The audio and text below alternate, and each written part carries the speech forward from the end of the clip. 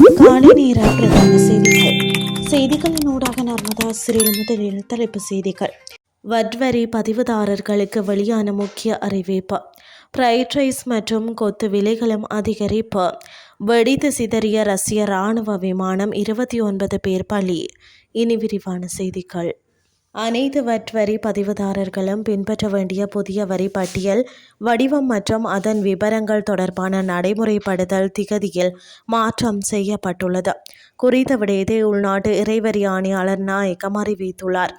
2025 November மாதம் 17 திகதியிடப்பட்ட 2463 5 இலக்க விசேட வர்த்தமானி அறிவித்தலின்படி புதிய வரி பட்டியல் நடைமுறைகள் 2026 ஏப்ரல் 1 திகதி முதல் நடைமுறைக்கு வரவிருந்தது.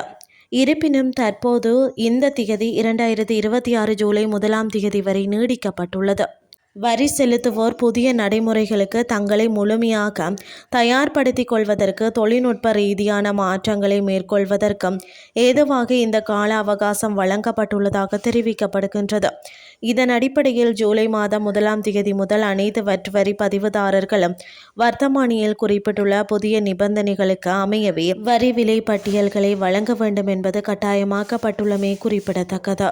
ஃப்ரைட் ரைஸ் மற்றும் கொத்து ஆகியவற்றின் விலை ரூ.30 உயர்த்தப்பட்டுள்ளதாக உணவக உரிமையாளர்கள் சங்கம் தெரிவித்துள்ளது.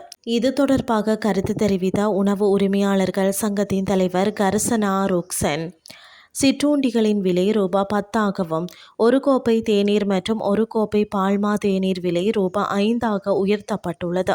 இந்த நிலையில் உணவகங்கள் செயல்படும் ஒவ்வொரு இடத்திலும் மின்சார கட்டணம் 180 யூனிட்டுகளை தாண்டும் காரணத்தால் அதிக மின்சார கட்டணத்தை செலுத்த வேண்டிய தேவை ஏற்படும். இதனால் உணவகங்களை தொடர்ந்து நடத்துவதற்காக இந்த விலை உயர்வு நடவடிக்கை எடுக்கப்பட்டுள்ளதாக அவர் மேலும் தெரிவித்துள்ளார்.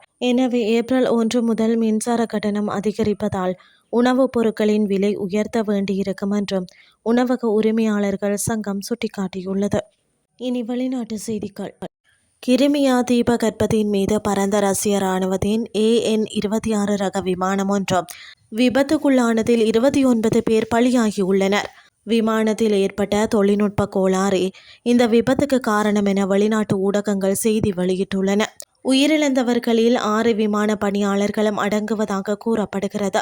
மொஸ்கோ நேரப்படி நேற்று மாலை சுமார் 6 மணி அளவில் இந்த விபத்து நிகழ்ந்ததாக ரஷ்ய பாதுகாப்பு அமைச்சகம் உறுதிப்படுத்தியுள்ளது.